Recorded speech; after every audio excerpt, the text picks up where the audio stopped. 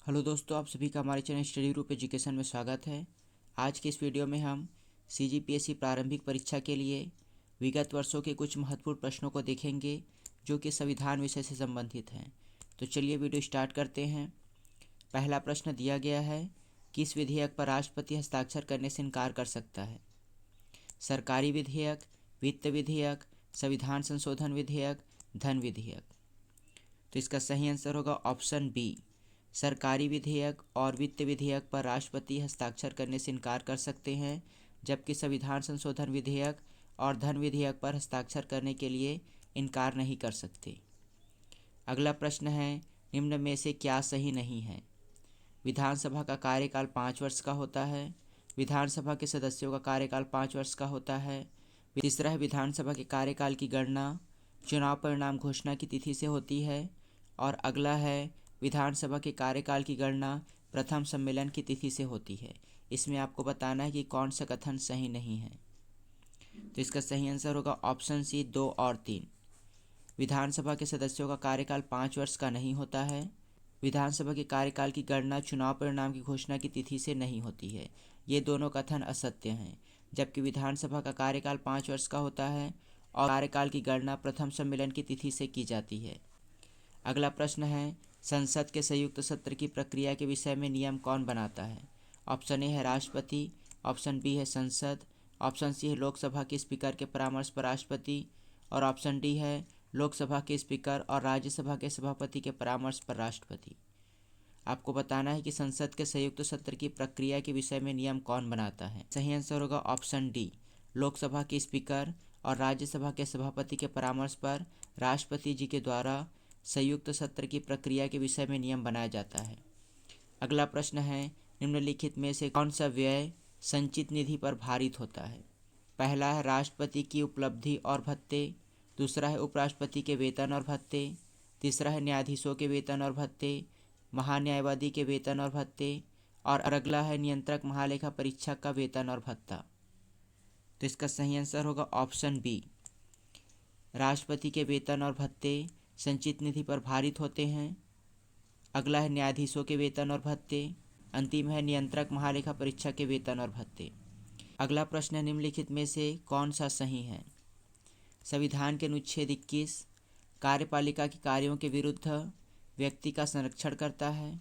संविधान का अनुच्छेद 21 विधायिका के कार्यों के विरुद्ध व्यक्ति का संरक्षण करता है। ऑप्शन सी है ए और बी दोनों, और ऑप्शन डी है उपरोक्त में से कोई नहीं। तो इसका सही आंसर होगा ऑप्शन सी, ए और बी दोनों। संविधान का अनुच्छेद 21 कार्यपालिका के कार्यों के विरुद्ध व्यक्ति का संरक्षण करता है और साथ ही यह विधायिका के कार्यों के विरुद्ध भी व्यक्ति का संरक्षण करता है। अगला प्रश्न है, सरकार या आयोग के संदर्भ में क्या सम्मिलित है? राज्यपाल राष्ट्रपति द्वारा मनोनीत किया जाना चाहिए, राज्यपाल की अवधि परिवर्तित की जानी चाहिए, राज्यपाल की नियुक्ति मुख्यमंत्री के परामर्श से की जानी चाहिए, राज्यपाल को सेवानिवृत्ति के बाद राजनीति में सक्रिय नहीं होना चाहिए, और अंतिम है एक व्यक्ति जो चुनाव में हार गया हो। इसमें आपको बताना है कि सरकार या आयोग के संदर्भ में कौन सा इसमें से सम्मिलित है। तो इसका सही आंसर होगा ऑप्शन सी। दिया गया है, राज्यपाल की नियुक्ति मुख्यमंत्री के परामर्श से की जानी चाहिए, यह सरकार या आयोग में सम्मिलित है।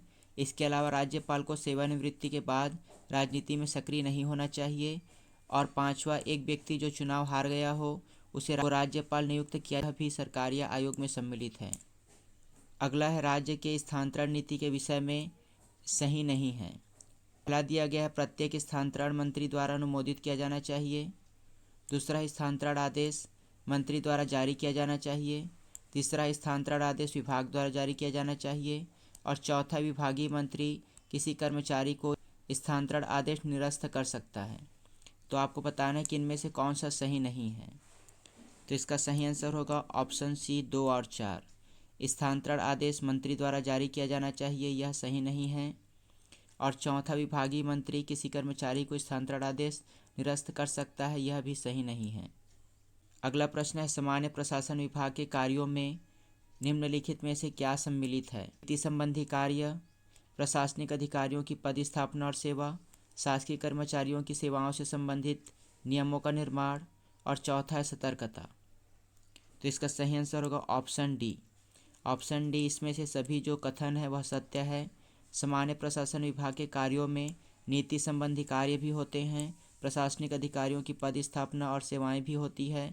शासकीय कर्मचारियों की सेवाओं से संबंधित नियमों का निर्माण भी सामान्य प्रशासन विभाग करता है और साथ ही सतर्कता का कार्य भी करता है। अगला प्रश्न है, राष्ट्रपति के चुनाव के विषय में सही क्या है? प्रत्येक मतदाता के पास केवल एक मत होता है। प्रत्येक मतदाता के पास 2 मत होता है। प्रत्येक मतदाता चुनाव लड़ने वाले सभी अभ्यर्थी को अपना मत देता है और मतदाता वरीयता के आधार पर मत देता है। तो इसका सही आंसर होगा ऑप्शन बी, 3 और 4 सही हैं। जैसा आप सभी जानते हैं कि मतदान वरीयता के आधार पर होता है और प्रत्येक मतदाता चुनाव लड़ने वाले सभी अभ्यर्थी को मत देते हैं, उन्हें वरीयता प्रदान करते हैं। इनमें से 3 और 4 सही हैं। अगला प्रश्न है, संविधान की 3य अनुसूची में निम्नलिखित में से क्या सम्मिलित नहीं है? राष्ट्रपति के शपथ का प्रारूप, उपराष्ट्रपति के शपथ का प्रारूप, राज्यसभा के सभापतियों के शपथ का प्रारूप और ऑप्शन डी उपरोक्त सभी। तो इसका सही आंसर होगा ऑप्शन डी, उपरोक्त सभी। संविधान की 3य अनुसूची में राष्ट्रपति के शपथ, उपराष्ट्रपति और राज्यसभा के सभापतियों के शपथ का प्रारूप नहीं है। अगला प्रश्न है, जारी आपातकाल पर विचार करने हेतु लोकसभा में विशेष बैठक के विषय में सही क्या है? यदि लोकसभा के 1/10वां सदस्य लिखित सूचना देवे तो आपातकाल पर विचार करने हेतु लोकसभा में विशेष बैठक आहूत की जाएगी। यदि लोकसभा सत्र में है और 1/10 सदस्य लिखित रूप से लोकसभा अध्यक्ष से अनुरोध करें तो सदन में आपातकाल पर चर्चा की जा सकती है। यदि लोकसभा सत्र में है 1/10 सदस्य लिखित रूप में आपातकाल पर विचार करने हेतु लोकसभा में बैठक बुलाने का अनुरोध राष्ट्रपति से कर सकते हैं। चौथा है, आपातकाल पर विचार करने के लिए राज्यसभा की विशेष बैठक हेतु उपयुक्त प्रक्रिया अपनाई जा सकती है। इनमें से आपको बताना है कि कौन सा कथन सही है। तो इसका सही आंसर होगा ऑप्शन सी, 1, 2 और 3। पहला दिया गया है, लोकसभा के सदस्य लिखित रूप में सूचना देवे तो आपातकाल विचार हेतु लोकसभा में विशेष बैठक आहूत की जा सकती है। इसके अलावा यदि लोकसभा सत्र में है तो 1/10 सदस्यों के लिखित रूप में लोकसभा अध्यक्ष से अनुरोध किए जाने पर भी आपातकाल पर चर्चा की जा सकती है। और यदि लोकसभा सत्र में है तो 1/10 सदस्य लिखित रूप में आपातकाल पर विचार हेतु राष्ट्रपति से अनुरोध कर सकते हैं। 8वीं अनुसूची में कौन सी भाषा शामिल नहीं है? कश्मीरी, नेपाली, अंग्रेजी, संस्कृत। इसका सही आंसर होगा ऑप्शन सी, 1 और 3। कश्मीरी और अंग्रेजी भाषा 8वीं अनुसूची में शामिल नहीं है। 8वीं अनुसूची में कुल 22 भाषाएं शामिल हैं जिसमें कश्मीरी और अंग्रेजी नहीं है। अगला प्रश्न है, संसद के संयुक्त सत्र के विषय में सही क्या है? संयुक्त सत्र आहूत करने राष्ट्रपति की स्वविवेकी शक्ति है। यह वित्त विधेयक पर विचार करती है। इसकी अध्यक्षता स्पीकर करता है। स्पीकर की अनुपस्थिति में राज्यसभा का उपसभापति इसकी अध्यक्षता करता है और यह गतिरोध के विषय पर विचार करती है। तो आपको बताना है कि इनमें से सही क्या है। ऑप्शन बी इसमें सही है, 2, 3 और 5। यह वित्त विधेयक पर विचार करता है, इसकी अध्यक्षता स्पीकर करता है और 5वां है, यह गतिरोध के विषय पर विचार करती है। तो ये तीनों संयुक्त सत्र के विषय में सही हैं। वीडियो का अंतिम प्रश्न, संसद ने अपने संयुक्त सत्र में किस विषय पर विचार किया? मीसा, पोटा, टाडा, फेमा। इसका सही आंसर होगा ऑप्शन बी, पोटा। पोटा विधेयक पर अपने संयुक्त सत्र में विचार किया था। ये हुआ कुछ महत्वपूर्ण प्रश्न। से और वीडियो पाना चाहते हैं तो आप हमारे चैनल को सब्सक्राइब कर सकते हैं।